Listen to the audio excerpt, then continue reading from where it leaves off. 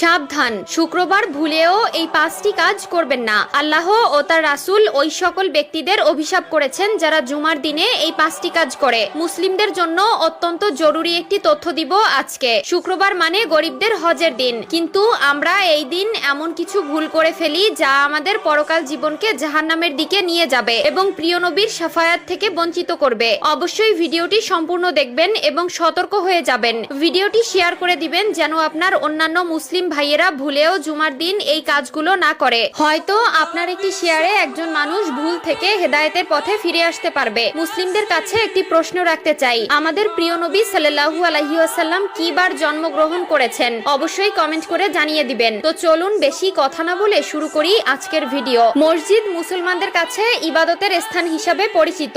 এরপরও আমরা মসজিদে এমন কিছু কাজ করে থাকি যা মসজিদের পবিত্রতা নষ্ট করে। তাই মসজিদের পবিত্রতা রক্ষার জন্য কোরআন হাদিসে নিষিদ্ধ বিষয়ের উপর লক্ষ্য রাখা উচিত। 1 নম্বরে কোনো নামাজি অন্য নামাজিকে উঠিয়ে দিয়ে বসা যাবে না। রুদ্দুল মুখতার 630। মসজিদের ভেতরে প্রতি ওয়াক্ত নামাজ একই স্থানে আদায় করার জন্য কোনো লোক নির্দিষ্ট জায়গা রাখতে পারবে না। 2 নম্বরে রয়েছে মসজিদে হারানো বস্তু তালাশ করা যাবে না, কারণ মসজিদে দ্বীনের কথা বা কাজ ব্যতীত অন্য কোনো কথা বা কাজ করা নিষেধ। মিশকাত শরীফ 654। হযরত আবু হুরায়রা রাদিয়াল্লাহু তাআলা আনহু হতে বর্ণিত, রাসূলুল্লাহ সাল্লাল্লাহু আলাইহি ওয়াসাল্লাম বলেন, তোমাদের কেউ যদি মসজিদে হারানো বিজ্ঞপ্তি দিতে শুনে তাহলে সে যেন বলে, আল্লাহ তোমাকে ওই জিনিস ফিরিয়ে না দিক, কেননা মসজিদ এই সকল কাজের জন্য নির্মাণ করা হয়নি। মুসলিম শরীফ 568। 3 নম্বরে মসজিদে দুর্গন্ধময় কোনো জিনিস খেয়ে বা নিয়ে প্রবেশ করা নিষেধ। মিশকাত শরীফ 655। রাসূলুল্লাহ সাল্লাল্লাহু আলাইহি ওয়াসাল্লাম বলেন, যে ব্যক্তি দুর্গন্ধযুক্ত খাবার খায় সে যেন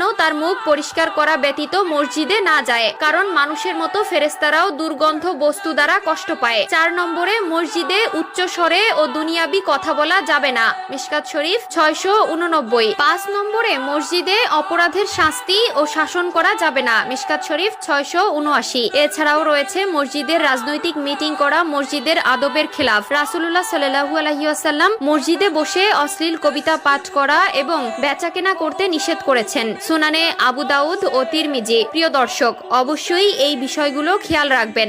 মসজিদে আপনার দ্বারা যেন কেউ কষ্ট না পায়। মসজিদ হলো আল্লাহর ঘর। আমাদের অধিকাংশ মুসলিমরা দিনের 5 ওয়াক্ত নামাজ আদায় না করলেও শুক্রবার জুমার দিন ঠিকই নামাজ আদায় করে, আর এই দিন এই ভুলগুলো সবাই করে থাকে। আল্লাহ আমাদের সবাইকে সঠিক বুঝ দান করার তৌফিক দান করুক, আমিন।